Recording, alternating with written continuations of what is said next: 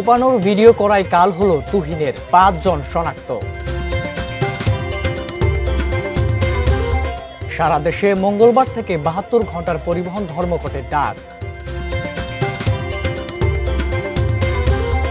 মধুপুর বনে নিয়ে গিয়ে টাকা কেড়ে নিচ্ছে মুক্তাগাছার দস্যু চক্র। এবং ভরা মৌসুমে ইলিশের দেখা মিলছে না বাজারে।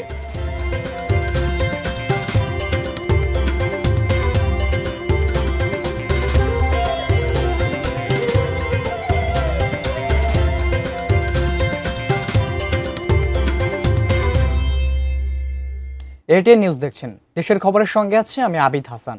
এতক্ষণ নাসির ফ্লোর গ্লাসের সৌজন্যে সংবাদ শিরোনামগুলো দেখছিলেন। এবারে বিস্তারিত। নারী ঘটিত বিষয়কে কেন্দ্র করে প্রথমে এক ব্যক্তিকে কুপিয়ে জখম করে গাজীপুরে নিহত সাংবাদিক তুহিনের হত্যাকারীরা। সেই দৃশ্য ধারণ করায় কাল হলো তুহিনের। কুপিয়ে হত্যা করা হয়েছে তাকে। এ ঘটনায় ৫ জনকে শনাক্ত করেছে পুলিশ। সাব্বির আহমেদ জানাচ্ছেন বিস্তারিত।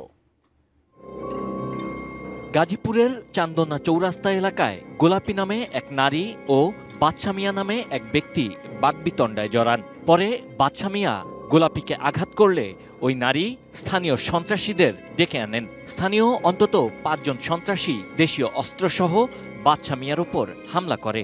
এ সময় বাদশা মিয়া স্থানীয় শাপলা মেনশন শপিং মলের ভেতরে ঢুকে যায়। সন্ত্রাসীরা বাদশা মিয়াকে কুপিয়ে জখম করে। বাদশা মিয়াকে কোপানোর সেই দৃশ্য মুঠোফোনে ধারণ করেন স্থানীয় সাংবাদিক, দৈনিক প্রতিদিনের কাগজের স্টাফ রিপোর্টার মোহাম্মদ আসাদুজ্জামান তুহিন।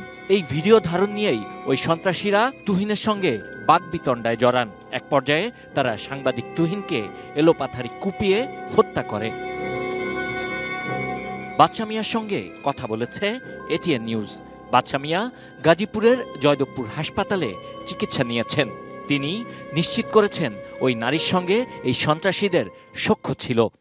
মেয়ের বেশি কিছু করা আমার স্যার, ওরা মেয়ের টিম, ওরা মেয়ের টিম, মানে ওরা দৌড়াই নিয়েছে, মেয়ে ওদের সাথে ছিল, পরে দৌড়াই নিয়ে এলো। পরে আমি ওই মেয়েরা ধাক্কা মারছি, ওর ধাক্কা বলে স্যার ওরা খুব শুরু করছে। ঘটনার পরপর বিভিন্ন জায়গায় প্রচার হয় চাঁদাবাজির ঘটনার ভিডিও ধারণ করায় সাংবাদিক তুহিনকে ওই চাঁদাবাজরা হত্যা করেছে। কিন্তু প্রাথমিক তদন্তে পুলিশ নিশ্চিত হয়েছে এখানে চাঁদাবাজির কোনো ঘটনা ছিল না। এরা কখনো এলাকায় থাকে, কখনো এলাকার বাইরে চলে যায়। এরা আসলে এখানকার স্থায়ী সবাই না। এখন পর্যন্ত ৪-৫ জন শনাক্ত করতে পেরেছি। একটি নারী ঘটিত বিষয়ের দ্বন্দ্বকে কেন্দ্র করে কিছু উচ্ছৃঙ্খল দুর্বৃত্ত যুবক প্রথমে বাদশা মিয়াকে উপর্যুপরি কুপিয়ে আহত করে। এই সিসিটিভির ফুটেজটি যখন সাংবাদিক তুহিন ধারণ করে, এই ধারণ কেন করেছে, কেন ডিলিট করছে না, এরকম এক বাদবিতণ্ডার পর্যায়ে এসে তুহিনকে উপর্যুপরি আঘাত করে মেরে ফেলা হয়। এটিই ছিল এই সিসিটিভির ফুটেজ এবং আমাদের গোপন এবং গোয়েন্দা তথ্য প্রাপ্ত তথ্য। এই ঘটনায় ইতিমধ্যে হত্যা মামলা দায়ের হয়েছে। শত শত মানুষের সামনে প্রকাশ্যে একজন সাংবাদিককে এভাবে কুপিয়ে হত্যার ঘটনায় জড়িতদের ধরতে ইতিমধ্যে শুরু হয়েছে অভিযান। Sabbir Ahmed, ATN news, Dhaka. আগামী মঙ্গলবার সকাল ৬টা থেকে সারা দেশে ৭২ ঘন্টার পরিবহন ধর্মঘটের ঘোষণা দিয়েছে বাংলাদেশ সড়ক পরিবহন মালিক শ্রমিক সমন্বয় পরিষদ। যশোরে আয়োজিত এক সভায় এ ঘোষণা দেন সংগঠনের মহাসচিব সাইফুল আলম। সড়ক পরিবহন আইন সংশোধন সহ ৮ দফা দাবিতে এ ধর্মঘট ডাকা হয়েছে। সভায় সড়ক পরিবহন আইন ২০১৮-কে কালো আইন আখ্যা দিয়ে এর ৯৮ ও ১০৫ ধারা সংশোধনের দাবি তোলা হয়। এছাড়াও বাণিজ্যিক যানবাহনের ইকোনমিক লাইফ ৩০ বছর করা, দ্বিগুণ অগ্রিম কর প্রত্যাহার, পুরনো গাড়ির জন্য স্ক্র্যাপ নীতিমালা এবং অটোরিকশার জন্য পৃথক লেন চালুর দাবিও তোলা করা হয়। এ সময় খুলনা, বরিশাল ও ফরিদপুর অঞ্চলের পরিবহন মালিক ও শ্রমিক নেতারা উপস্থিত ছিলেন।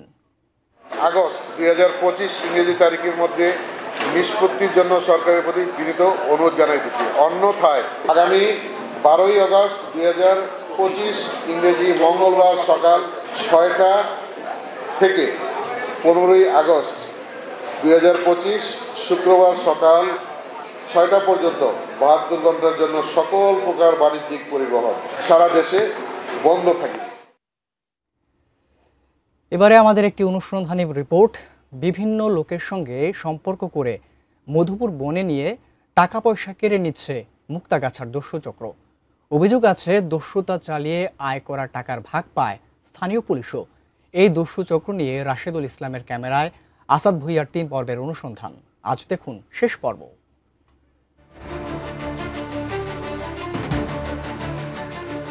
রাজধানীর মিরপুরের বাসিন্দা মোহাম্মদ মহিবুল্লাহ ওই এলাকায় দিনমজুরের কাজ করতেন মুক্তাগাছার মুক্তাগাছার অপরিচিত এক ব্যক্তি।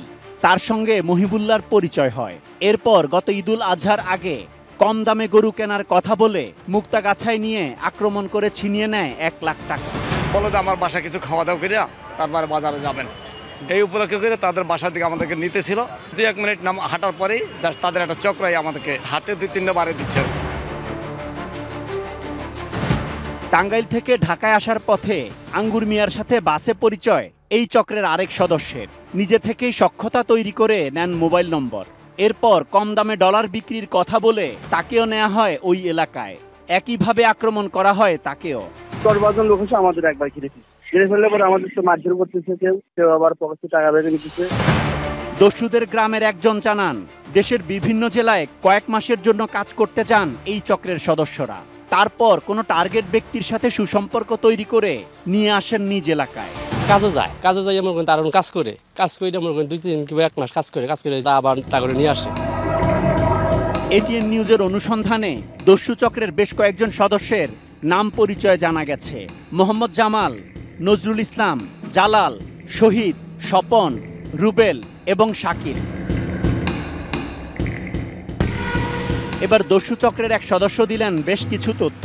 টাকাটা 3 ভাগে ভাগ হয়, সবাই মিলিয়ে 30% পায়, আর পুলিশে পায় 20%, আর যারা ডলার দেয় এরা পায় 50%। পুলিশের জিয়া আছে, মিঠু আছে, সাইফুল আছে, হাসিব আছে।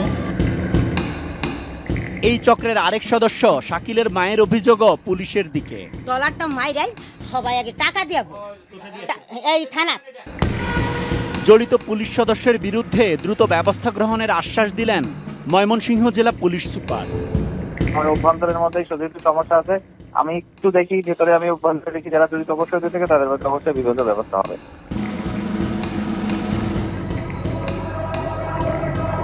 স্থানীয়রা জানান, প্রায় 30 বছর আগে কয়েকজন দুর্ধর্ষ ডাকাতের নেতৃত্বে গড়ে ওঠে এই দস্যু চক্র, যা এখন ভয়ঙ্কর আকার ধারণ করেছে।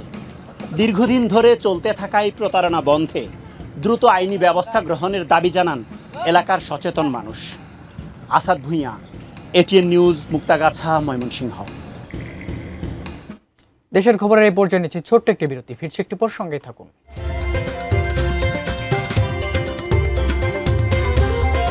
ধামরায়ে মদ্যপানে 2 যুবকের মৃত্যু।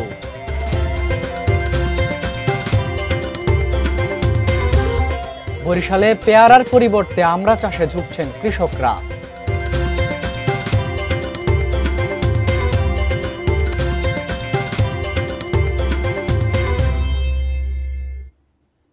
বিরতির পর আবারও স্বাগতম দেশের খবর। এতক্ষণ সঙ্গে থাকার জন্য ধন্যবাদ সবাইকে। ভরা মৌসুমেও বাজারে ইলিশের দেখা মিলছে না। যা পাওয়া যাচ্ছে তা যেমন আকারে ছোট, তেমনি দামেও আকাশচুম্বী। জলবায়ু পরিবর্তন, নদীর নাব্য সংকট ও অবৈধ জলের ব্যবহারে ইলিশের প্রজননে প্রভাব ফেলছে। কমছে ইলিশের সরবরাহ। বাঙালির প্রিয় মাছ চলে যাচ্ছে নাগালের বাইরে। প্রতিনিধিদের তথ্য ছবিতে ডেস্ক রিপোর্ট। ভরা মৌসুমেও ভোলার মেঘনা ও তেঁতুলিয়া নদীতে কাঙ্ক্ষিত ইলিশ মিলছে না। জেলেদের অনেকটা খালি হাতেই ফিরতে হচ্ছে মাছঘাটে। তবে আড়তদারদের অভিযোগ, চাঁদাবাজির কারণে নদীতে যাচ্ছে না জেলেরা। নৌ পুলিশ আমাদের জেলেদেরকে খুব টর্চারিং করে, ধরে বলে 5,000 দেন, 10,000 দেন। দেখা গেছে মাছে 22 দিনে অভিযান দেয় মাছের ডিম ছাড়ার জন্য, কিন্তু ডিমটা বিন্দি জালে, মশারি জাল আর খুঁটা জালে এগুলো নষ্ট করে লায়। মুন্সিগঞ্জে প্রতি বছর পদ্মা ও মেঘনা এই 2 নদী থেকে প্রায় 1000 মেট্রিক টনের মতো ইলিশ আহরণ হয়ে থাকে।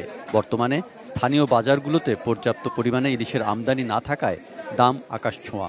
জেলা মৎস্য কর্মকর্তা বলছেন, বৃষ্টির কারণে নদীর পানি বৃদ্ধি পাওয়ায় মাছ শিকার বাধাগ্রস্ত হচ্ছে। তবে বৃষ্টি কমে গেলে স্বাভাবিক হবে বাজার। চাঁদপুরে ইলিশ অবতরণ কেন্দ্রেও কমেছে ইলিশের যোগান। মাছের দাম বেড়েছে কেজি প্রতি 100 থেকে 150 টাকা। ব্যবসায়ীরা বলছেন নদী কিংবা সাগরে দেখা মিলছে না ইলিশের। 1500 থেকে 2000 টাকার মধ্যে যদি হলো যে ইলিশ মাছ খেতে পারি আমরা সাধারণ মানুষরা, এটা হলো যে আমাদের কাছে সবচেয়ে বেশি প্রাপ্তির জায়গা। দামটা তো তুলনামূলক বেশি রাখতেছে। আমরা আসছি চিটাগং থেকে। এখন বড় মৌসুমে আমরা প্রত্যাশামূলক ইলিশ না দেখার কারণে আমাদের এখানে দামটা এখনো চড়াই রয়ে গেল। বঙ্গোপসাগর ও মেঘনা নদী ঘেঁষা জেলা হয়েও ইলিশের সংকটে ভুগছেন লক্ষ্মীপুরের মানুষ। বাজারে যেটুকু ইলিশ পাওয়া যাচ্ছে তা যেমন আকারে ছোট তেমনি দামে আকাশচুম্বী। ফলে প্রিয় এই মাছটি এখন সাধারণ মানুষের নাগালের বাইরে। Saikat Dasgupta, desk report, ATN news. ঢাকার ধামরাইয়ের আদর্শ গ্রামে বিষাক্ত ও অতিরিক্ত মদ্যপানে 2 যুবকের মৃত্যু হয়েছে।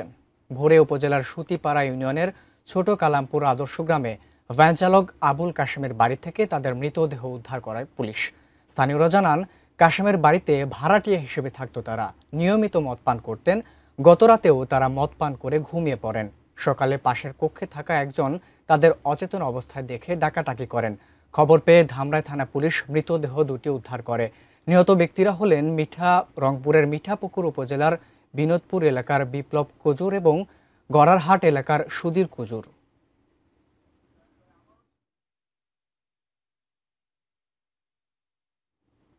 দেশের খবর নিচ্ছে ছোট্ট একটি বিরতি, ফিরছি একটু পর, সঙ্গেই থাকুন।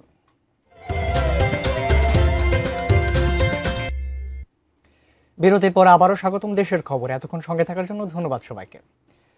গাছ মরে যাওয়ায় বরিশালের ঐতিহ্যবাহী বাংলা আপেল খ্যাত সুস্বাদু পেয়ারা হারিয়ে যেতে বসেছে। পেয়ারা বাদ দিয়ে চাষিরা আমড়া চাষে ঝুঁকছেন। উজাড় হচ্ছে পেয়ারার বাগান। তবে এশিয়া মহাদেশের মধ্যে সর্ববৃহৎ ভীমরুলি ভাসমান পেয়ারার বাজার এবারও জমজমাট। পাইকার আর দেশি বিদেশি পর্যটকদের উপস্থিতিতে মুখর হাট। আমাদের বরিশাল প্রতিনিধি মোহাম্মদ হুমায়ুন কবিরের তথ্য ছবি নিয়ে দেখুন ডেস্ক রিপোর্ট। প্রায় 200 বছর আগে বরিশালের বানারীপাড়া, ঝালকাঠির ভীমরুলি, পিরোজপুরের আটঘর এবং কুরিয়ানার 26টি গ্রামে গড়ে ওঠে এশিয়া মহাদেশের সর্ববৃহৎ পেয়ারা বাগান। বাগানের পরিধি অন্তত 8000 একর। অনেক ঐতিহ্য ও ইতিহাসের সাক্ষী এই বাগান, যার সাথে জড়িত 20,000-এর বেশি মানুষ। পোকার আক্রমণে গাছ মরে যাওয়া, প্রত্যাশিত লাভ না হওয়া এবং সংরক্ষণের সুবিধা না থাকায় এ অঞ্চলের পেয়ারা হারাতে বসেছে অস্তিত্ব। উজাড় হচ্ছে বাগান। চাষিদের অভিযোগ, পেয়ারা বাগান রক্ষায় এগিয়ে আসছে না কেউ। আর গাছ নতুন না লাগাইলে ফল ভালো হয় না, কৃষকের তেমন লাভ হয় না, পেয়ারা চাষ আর পারবে না, জনগণের করবে না। এখনই আর বাজার ভালো আমরা করতে পারি না, করা হয় না। সরকারও কোনো তেমনভাবে কেয়ার নিতে আসে না। তবে এই পেয়ারা বাগানকে কেন্দ্র করে ভীমরুলি, আটঘর ও কুরিয়ানায় গড়ে ওঠা ভাসমান পেয়ারা বাজার ও পেয়ারা পার্ক ঠিকই জমে উঠেছে। নৌকায় করেই পেয়ারা বেচা কেনার সৌন্দর্য দেখতে ভিড় লেগেছে দেশি বিদেশি পর্যটকদের। দুর্ভোগে পড়ার অভিযোগও আছে তাদের। অনেক সুন্দর একটা পরিবেশ এবং আমাদের ঝালকাঠির গৌরবের একটা জায়গা আমাদের ভীমরুলি পেয়ারা বাগানটা। আমরা এখানে ঘুরছি, ওই যে ট্রলারে ঘুরছি নদীতে, তারপর খালের মধ্যে, তারপর হচ্ছে গিয়ে পেয়ারা পার্ক যেটা, ওইখানে গেছি, অনেক সুন্দর। মাশাআল্লাহ ভালো লাগছে, বাট রাস্তাটা একটু সমস্যা ছিল, ভাঙা ছিল, আসতে একটু কষ্ট হয়েছে। দর্শনার্থীদের জন্য বিশ্রামাগার, ওয়াশরুম একটু ডেভেলপ করা উচিত, নাই বললে চলে। সারা বাংলাদেশ থেকে অনেক মানুষ আসতেছে, বাট সেই ধরনের নিরাপত্তা ব্যবস্থা নাই। আমার কাছে এটার ঘাটতি মনে হয়েছে। কৃষি কর্মকর্তাও বলছেন, পেয়ারার ঐতিহ্য ধরে রাখতে হলে সংরক্ষণ ও সহায়ক শিল্প গড়ে তোলা প্রয়োজন। কৃষক আজকে আয় ব্যয়ের হিসেবে যেটা টেকে সেই কাজটি সে করতে চায়। এই চিন্তা করে আস্তে আস্তে পেয়ারা চাষে একটা ধস নেমেছে। আমাদের উপসহকারী কৃষি কর্মকর্তারা কৃষকের পাশে থেকে, কাছে থেকে উৎসাহ দিচ্ছে। Shamsul Arefin, desk report, ATN news. দর্শক, এই ছিল দেশের খবর। এতক্ষণ সঙ্গে থাকার জন্য ধন্যবাদ সবাইকে।